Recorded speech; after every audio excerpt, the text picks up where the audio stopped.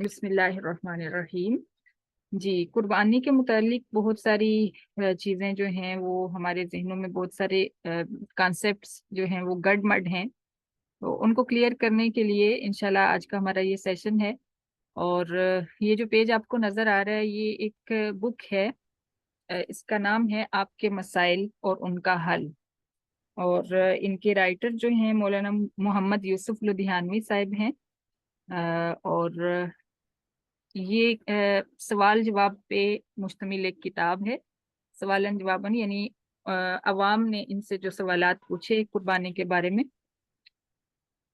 उनके जवाबात इन्होंने दिए तो उसको फिर किताबी शक्ल देकर ये किताब बनाई गई है। यकीनन हम सब के लिए भी ये बहुत ज़्यादा अहम होगी। शुरू करते हैं। सबसे पहला उन्वान हमारे पास है कि कुर्बानी की फजीलत क्या है, कुर्बानी के फजाइल। रसूलुल्लाह सल्लल्लाहु अलैहि वसल्लम ने हिजरत के बाद हर साल कुर्बानी फरमाई, किसी साल साल भी तर्क नहीं फरमाई, यानी किसी साल भी नहीं छोड़ी। इससे मुवाजबत साबित होती है, जिसका मतलब है लगातार करना, यानी मुसलसल एक काम करना।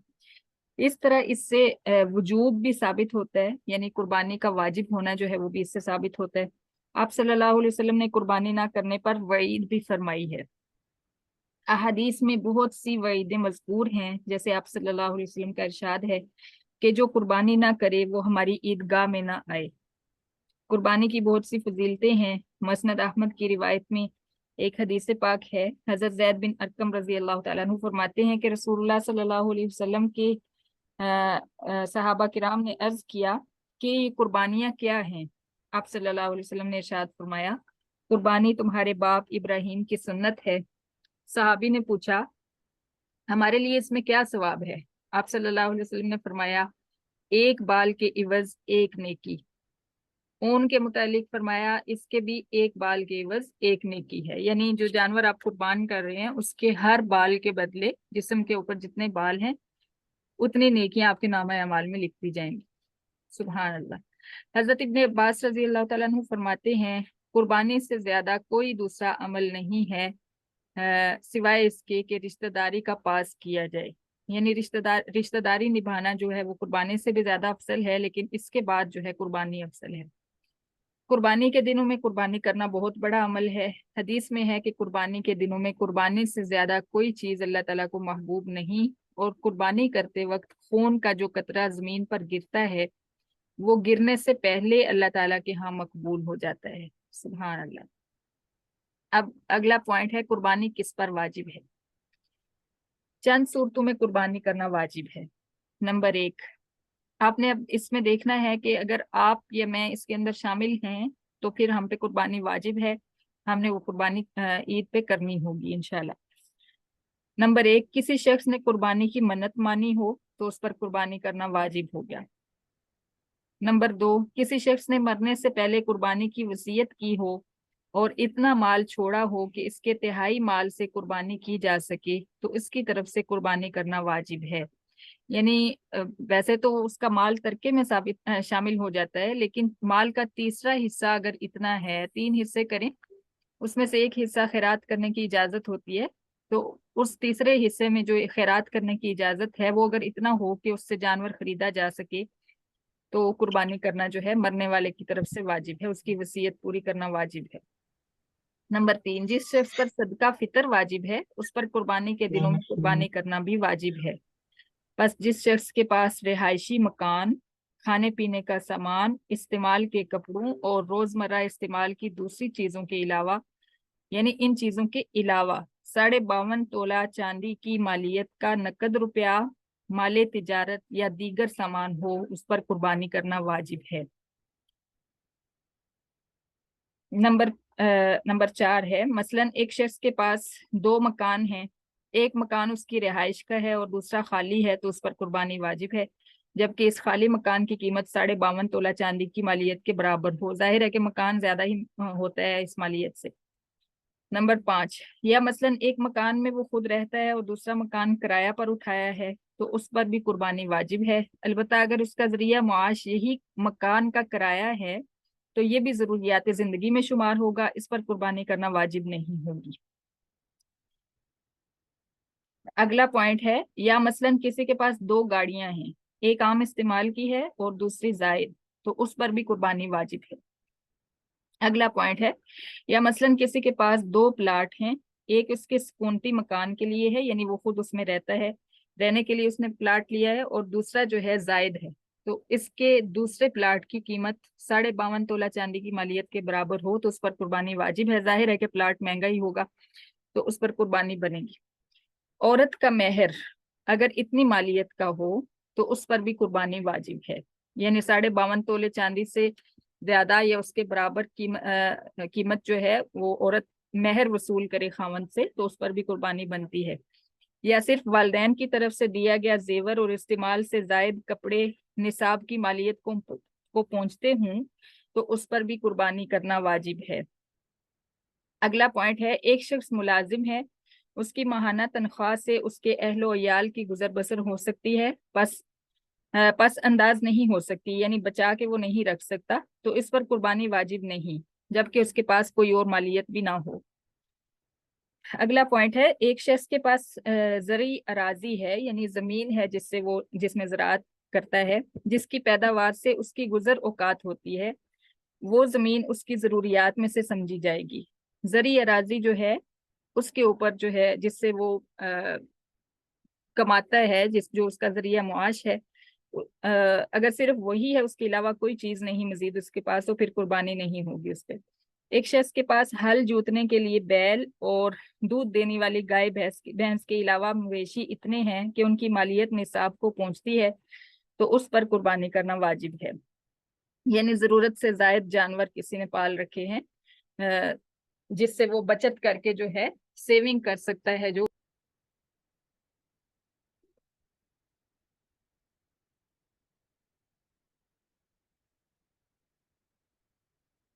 جی بسم اللہ الرحمن الرحیم۔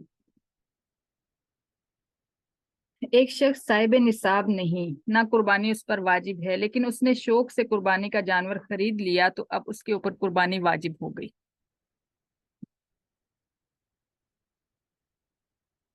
اگلا پوائنٹ ہے، مسافر پر قربانی واجب نہیں ہے۔ یہ آج کا سفر نہیں ہے، یا پھر ایسا ہے کہ کوئی کتنے عرصے کے لیے باہر چلا گیا ہے، یعنی سفر میں چلا گیا ہے، تو پھر اس پہ قربانی واجب نہیں ہے، لیکن اگر کوئی ملک کے اندر ہی کہیں گیا ہے 1-2 دن کے لیے تو وہ اس میں شامل نہیں ہوتا۔ اور نیکسٹ پوائنٹ ہے، صحیح قول کے مطابق بچے اور مجنوں پر قربانی واجب نہیں، خواہ وہ کتنے ہی مالدار ہوں۔ قربانی کا وقت، بقر عید کی 10ویں تاریخ سے لے کر 12ویں تاریخ تک کی شام غروب آفتاب سے پہلے تک قربانی کا وقت ہے۔ ان دنوں میں سے جب چاہے قربانی کر سکتا ہے، لیکن پہلا دن افضل ہے، پھر 11ویں دن، پھر 12ویں دن۔ اس مسئلے میں بھی اکثر اب ہمارے اندر جو ہے وہ ایک غلط چیز شامل ہو گئی ہے کہ ہم نے یہ مقرر کیا ہوتا ہے کہ آج ہمارے گھر میں قربانی ہے، کل چاچو کے گھر میں قربانی ہے، پرسوں تایا ابو کے گھر میں قربانی ہے، تو جن کی پرسوں باری آتی ہے ان کا تو اجر جو ہے وہ تیسرا حصہ رہ جاتا ہے۔ تو اس لیے یہ رسم نہیں ہے، یہ ایک عبادت ہے، اس کو عبادت ہی سمجھ کے کرنا ہوگا، اور ہر کوئی کوشش کرے کہ پہلے دن قربانی کرے، کیونکہ پہلے دن اجر زیادہ ہے، پھر دوسرے دن اس سے کم، پھر تیسرے دن اس سے بھی کم۔ اگلا پوائنٹ ہے، شہر میں نماز عید سے پہلے قربانی کرنا درست نہیں۔ اگر کسی نے عید سے پہلے جانور ذبح کر لیا تو یہ گوشت کا جانور ہوگا، قربانی کا نہیں ہوگا۔ البتہ دیہات میں جہاں عید کی نماز نہیں ہوتی، عید کے دن صبح صادق طلوع ہو جانے کے بعد قربانی کرنا درست ہے۔ اب دیہات اور شہر کا فرق آپ نے اس چیز سے دیکھ لینا ہے کہ عید کی نماز اگر آپ کے گاؤں میں ہوتی ہے تو وہ سمجھیں کہ پھر آپ اس کے اندر نماز سے پہلے نہیں کر سکتے۔ اگر کوئی ایسی چھوٹے گاؤں میں رہ رہا ہے جہاں پہ اس کو عید کی نماز کے لیے دوسرے گاؤں جانا پڑتا ہے تو پھر وہ طلوع آفتاب سے پہلے قربانی کر سکتا ہے۔ اگر شہری آدمی خود تو شہر میں موجود ہے مگر قربانی کا جانور دیہات میں بھیج دے اور وہاں صبح صادق کے بعد قربانی ہو جائے تو درست ہے، یعنی شہری کی بھی اگر قربانی دیہات میں ہونی ہے تو وہ بھی نماز سے پہلے کر سکتا ہے گاؤں کے اندر۔ इन 3 दिनों के दौरान रात के वक्त कुर्बानी करना भी जायज है, लेकिन बेहतर नहीं है। अगर इन 3 दिनों के अंदर कोई मुसाफिर अपने वतन पहुंच गया या उसने कहीं इकामत की नीयत कर ली और वो साहिब निसाब है, तो उसके जिम्मा कुर्बानी वाजिब होगी। जिस शख्स के जिम्मा कुर्बानी वाजिब है उसके लिए इन दिनों में कुर्बानी का जानवर ज़बह करना ही लाजिम है। अगर इतनी रकम सदका खैरात कर दे तो कुर्बानी अदा नहीं होगी और ये शख्स गुनाहगार होगा। ठीक है, ये मसला भी अच्छे से समझ लें। जो है हमारे जहन में ये भी आ सकता है कि चलें कुर्बानी तो हर कोई कर रहा है, तो हम इसके बदले में कुर्बानी के जानवर की जो कीमत है वो किसी को सदका खैरात कर दें या किसी को किसी गरीब को दे दें, यतीम को दे दें कि वो अपनी ज़रूरतें पूरी कर ले। तो इस तरह जो है कुर्बानी भी अदा नहीं होगी और इंसान गुनाहगार भी होगा। तो कुर्बानी की रकम जो है कुर्बानी पे ही लगानी है। अगला पॉइंट है, एक शख्स ने कुर्बानी का जानवर बांध रखा था मगर किसी उज़र की बिना पर कुर्बानी के दिनों में ज़बह नहीं कर सका, तो इसका अब सदका कर देना वाजिब है, ज़बह करके गोश्त खाना दुरुस्त नहीं। ये पॉइंट भी समझ लें कि कुर्बानी का गोश्त खाना खुद भी जायज़ है और औरों को भी खिलाना जायज़ है, लेकिन अगर जानवर खरीदा था और कुर्बानी के दिनों में नहीं उसको काट सका तो फिर कुर्बानी के बाद वो उसको इस्तेमाल नहीं कर सकता, बल्कि उसको ज़बह करके गरीबों में बांट दे और खुद कुछ ना खाए उसमें से। अगला पॉइंट है, कुर्बानी का जानवर खुद अपने हाथ से ज़बह करना मुस्तहब है, लेकिन जो शख्स ज़बह करना ना जानता हो या किसी वजह से ज़बह करना ना चाहता हो तो उसे ज़बह करने वाले के पास मौजूद रहना बेहतर है। यानी ऐसे नहीं कि किसी के हवाले करके खुद जो है वो इधर उधर हो जाए। ज़बह करने के टाइम पे जो मालिक है उस जानवर का वो जरूर उसके पास मौजूद हो जिसकी तरफ से कुर्बानी हो रही है। अगला पॉइंट है, कुर्बानी का जानवर ज़बह करते वक्त जुबान से नियत के अल्फाज पढ़ना जरूरी नहीं, बल्कि दिल में नियत कर लेना काफी है। और बाज दुआएं जो हदीस पाक में मनकूल हैं अगर किसी को याद हो तो उनका पढ़ना मुस्तहब है। अब एक और मसला है कि किसी दूसरे की तरफ से नियत करना। किसी दूसरे की तरफ से आप कुर्बानी करना चाहते हैं, इसके लिए भी मुख्तलिफ मसाइल हैं। पहला मसला ये है कि कुर्बानी में नियाबत जायज़ है। नियाबत का मतलब है जिससे इसके जिम्मा कुर्बानी वाजिब है, अगर उसकी इजाजत से या हुक्म से दूसरे शख्स ने उसकी तरफ से कुर्बानी कर दी तो जायज है। जैसे अक्सर जो है ट्रस्ट वाले जो होते हैं उनको हम अपनी रकम दे देते हैं कि आप हमारी तरफ से जानवर ज़बह कर दीजिएगा, कुर्बानी कर दीजिएगा, तो ये जायज है। लेकिन अगर किसी शख्स के हुक्म के बगैर उसकी तरफ से कुर्बानी की तो कुर्बानी नहीं होगी। इसी तरह अगर किसी शख्स को उसके हुक्म के बगैर शरीक किया गया तो उस किसी की भी कुर्बानी नहीं होगी। यानी ऐसा नहीं हो सकता कि आप कहें कि चलें वो भी कुर्बानी कर ही लेगा तो हम बाद में पूछ लेंगे, अभी उसका एक हिस्सा हम अपने जानवर में शामिल कर लेते हैं। तो इस तरह जो है उस शख्स ने चूंकि नीयत नहीं की थी तो उसकी वजह से आपके बाकी 6 हिस्से जो हैं वो भी कबूल नहीं होंगे। तो इस तरह का रिस्क नहीं लेना। आदमी के जिम्मा अपनी औलाद की तरफ से कुर्बानी करना जरूरी नहीं है। अगर औलाद बालिग और मालदार हो तो खुद कुर्बानी करे। अगला पॉइंट है, इसी तरह मर्द के जिम्मा बीवी की जानिब से कुर्बानी करना लाजिम नहीं। अगर बीवी साहिब निसाब हो तो उसके लिए अलग कुर्बानी का इंतजाम किया जाए। हमारे यहाँ ये भी एक पॉइंट होता है, एक प्रॉब्लम होता है कि हम समझते हैं कि कुर्बानी सिर्फ मर्द ही करेगा, औरत नहीं करेगी। लेकिन अगर औरत यहाँ हमें मसला क्या बताया जा रहा है कि अगर औरत साहिब निसाब है तो फिर औरत कुर्बानी करेगी, और अगर मर्द और औरत दोनों साहिब निसाब है, मियाँ बीवी साहिब निसाब है, तो 2 कुर्बानियां होंगी दोनों की तरफ से। अगला पॉइंट है, जिस शख्स को अल्लाह ताला ने तौफीक दी हो वो अपनी वाजिब कुर्बानी के अलावा अपने मरहूम वालिदैन और दीगर बुजुर्गों की तरफ से भी कुर्बानी करे, इसका बड़ा अजर व सवाब है। हजरत सल्लल्लाहु अलैहि वसल्लम की ज़ात गिरामी के भी हम पर बड़े एहसानात और हुकूक हैं। अल्लाह ताला ने गुंजाइश दी हो तो आप सल्लल्लाहु अलैहि वसल्लम की तरफ से भी कुर्बानी की जाए, मगर अपनी वाजिब कुर्बानी लाजिम है, उसको छोड़ना जायज नहीं। ऐसा नहीं है कि आप कहें कि मैं अपनी तरफ से कुर्बानी नहीं कर रही तो मैं या नबी इस्लाम की तरफ से कर देती हूँ या अपने माँ बाप में से किसी की तरफ से कर देती हूँ। तो अगर किसी की तरफ से करनी है तो पहले अपनी दें और फिर उसके बाद किसी दूसरे की करें। यानी फिर आपको 2 करनी होंगी या 3 करनी होंगी या 4, जितनी फिर आपने जितने लोगों की तरफ से करनी है उनमें से एक आपकी लाजमी होगी। अच्छा जी, इसके बाद है कुर्बानी किन जानवरों की जायज है। माइक्स म्यूट रखिए प्लीज।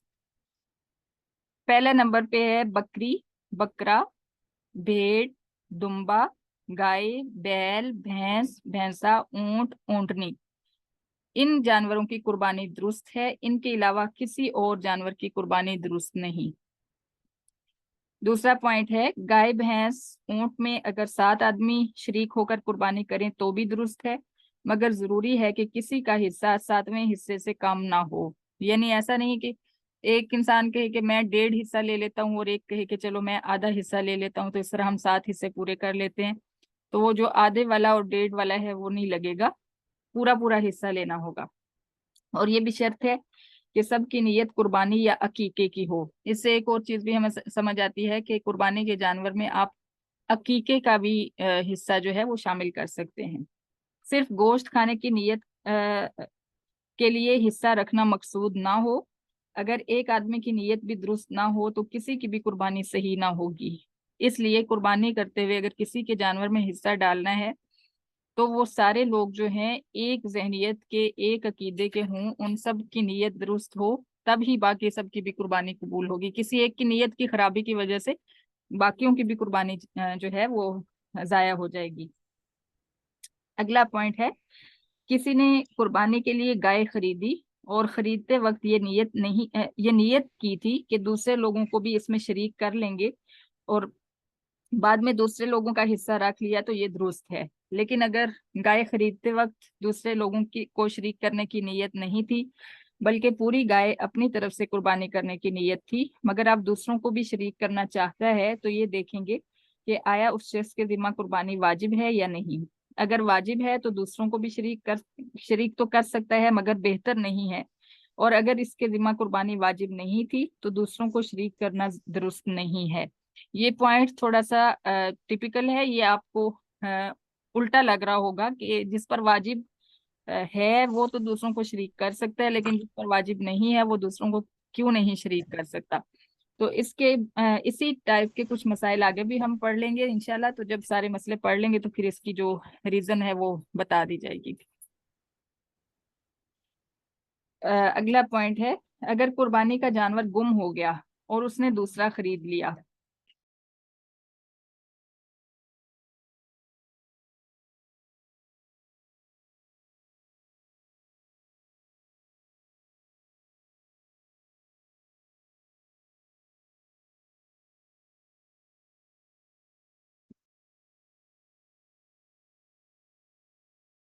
जी, अगर कुर्बानी का जानवर गुम हो गया और उसने दूसरा खरीद लिया, फिर इत्तेफाक से पहला भी मिल गया, तो अगर उस शख्स के जिम्मा कुर्बानी वाजिब थी तब तो सिर्फ एक जानवर की कुर्बानी उसके जिम्मा है, और अगर वाजिब नहीं थी तो दोनों जानवरों की कुर्बानी लाजिम है।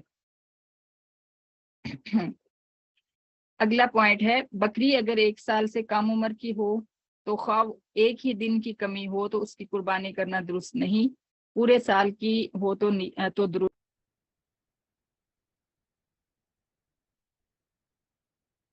जी, ये पॉइंट दोबारा पढ़ लेते हैं। बकरी 1 साल से कम उम्र की हो, ख्वाह एक ही दिन की कमी हो, तो उसकी कुर्बानी करना दुरुस्त नहीं, पूरे साल की हो तो दुरुस्त है। और गाय या भैंस पूरे 2 साल की हो तो कुर्बानी दुरुस्त होगी, इससे कम उम्र की हो तो दुरुस्त नहीं। और ऊंट पूरे 5 साल का हो तो कुर्बानी दुरुस्त होगी।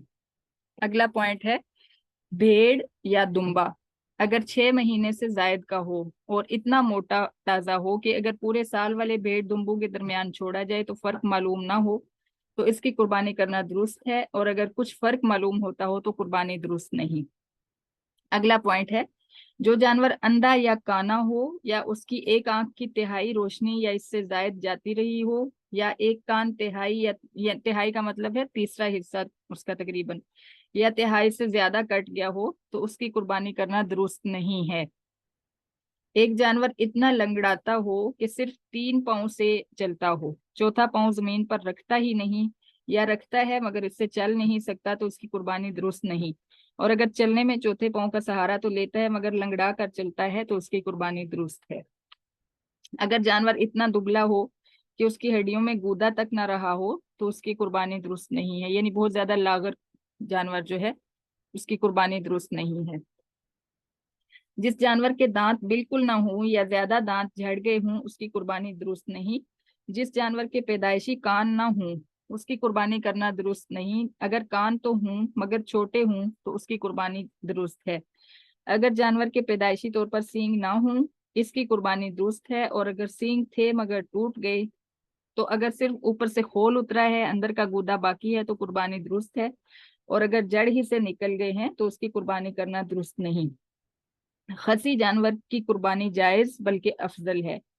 جس جانور کے خارش ہو تو اگر خارش کا اثر صرف جلد تک محدود ہو تو اس کی قربانی کرنا درست ہے، اور اگر خارش کا اثر گوشت تک پہنچ گیا ہو اور جانور اس کی وجہ سے لاغر اور دبلا ہو گیا ہو تو اس کی قربانی درست نہیں۔ پچھلے سال جیسے جانوروں کے اندر ایک بیماری آئی تھی اور وہ بیماری جو تھی اندر تک پھیپھڑوں تک اثر کر گئی تھی، تو ایسے جانوروں کی قربانی جو ہے جائز نہیں ہے۔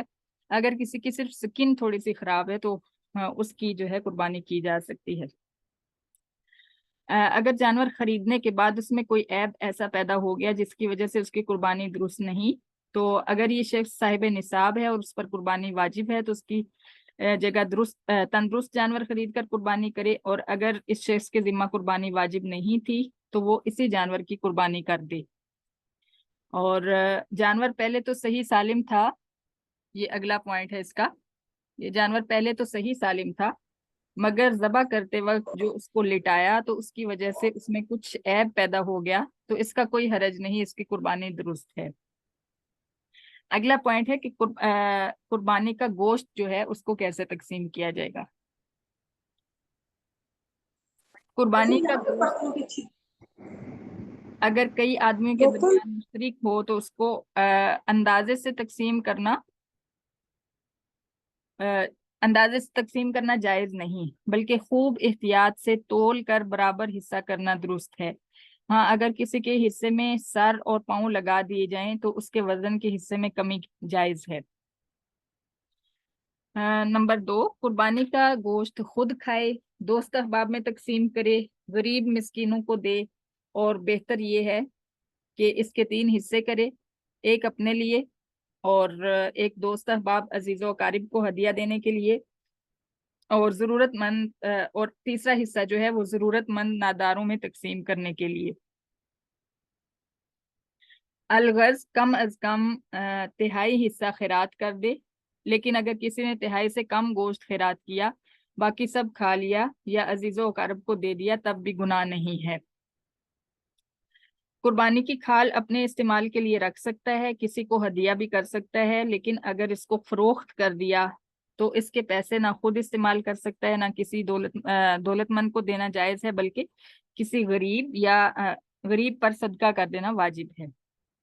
قربانی کی کھال کے پیسے مسجد کی مرمت میں یا کسی اور نیک کام میں لگانا جائز نہیں، بلکہ کسی غریب کو ان کا مالک بنا دینا درست ہے۔ یہ مسائل بڑے اچھے سے سننے والے ہیں کیونکہ اکثر جو ہے مساجد کے لیے بھی لوگ کھالیں مانگنے لگ جاتے ہیں۔ آج کل تو کھال میرا خیال ہے فروخت ہی نہیں ہو رہی، اور اس پچھلے کچھ سال جو تھے پچھلے سال نہیں ہوئی، اور اس سے پہلے جو تھے قربانی کے جانوروں کی کھالیں ہوتی تھی وہ باقاعدہ اکٹھی کی جاتی تھی مدارس کے لیے اور مساجد کے لیے۔ تو اگر کوئی مسجد کی عمارت کے لیے اکٹھی کر رہا ہے اور اس کے اوپر لگانا چاہتا ہے تو یہ جائز نہیں ہے، بلکہ یہ غریب کا حصہ ہوتا ہے، غریب کا حق ہوتا ہے، تو یہ غریب کو ہی دینا چاہیے۔